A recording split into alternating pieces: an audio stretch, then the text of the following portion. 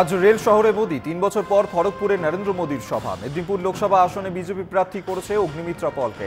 মোদীর প্রচার সভার অগ্নিমিত্রার সঙ্গে থাকার কথা দিলীপ ঘোষেরও। খড়গপুরের গোপুরে নিমপুরা আর্য বিদ্যাপীঠ সংলগ্ন ময়দানে হবে মোদীর জনসভা। চারিদিকে বসেছে জায়ান্ট স্ক্রিন, থাকছে একাধিক ঢোকা বেরোনোর পথ, গড়া হয়েছে বিশাল ছাউনি, নিরাপত্তার জন্য থাকছে সব রকম ব্যবস্থা। মোদীর সভায় বিপুল জনসমাগম আশা করছে গেরুয়া শিবির।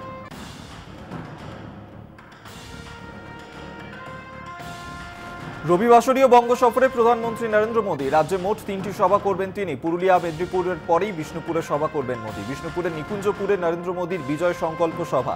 ইতিমধ্যেই সভাস্থল কঠোর নিরাপত্তা বলয় মুড়ে ফেলা হয়েছে। সভাস্থলে আসতে শুরু করেছেন বিজেপি কর্মী সমর্থকরা। চলছে শেষ পর্যায়ের প্রস্তুতি। বিষ্ণুপুরে সৌমিত্র খাঁয়ের প্রচারে বঙ্গে আসছেন মোদী। রেকর্ড জমায়েতের লক্ষ্য জেলা বিজেপি নেতৃত্বে।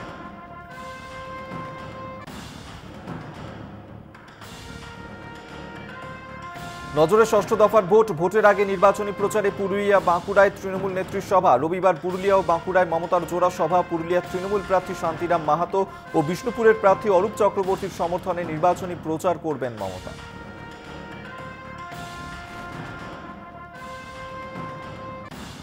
দলের প্রার্থীকে সঙ্গে নিয়ে হুডখোলা জিপে চেপে রোড শো করে ভোট প্রচার সিপিআইএম নেতা বিকাশ রঞ্জন ভট্টাচার্যের। বাঁকুড়া লোকসভার বাম প্রার্থী নীলাঞ্জন দাশগুপ্তর প্রচারে অংশ নিলেন সিপিআইএম নেতা বিকাশ রঞ্জন ভট্টাচার্য। এদিন বাঁকুড়া শহরের পাঁচবাগা মোড় থেকে লালবাজার পর্যন্ত বর্ণাঢ্য রোড শো করে প্রচারে ঝড় তুললেন বাম প্রার্থী। পথ চলতি মানুষ থেকে ব্যবসায়ীদের কাছে হাত জোর করে কখনো হাত নেড়ে ভোট চাইলেন সিপিআইএম প্রার্থী বিকাশ রঞ্জন ভট্টাচার্য। এদিনের বামেদের এই শোভাযাত্রা দলের নেতাকর্মীদের মধ্যে উৎসাহ ছিল চোখে পড়ার মতো।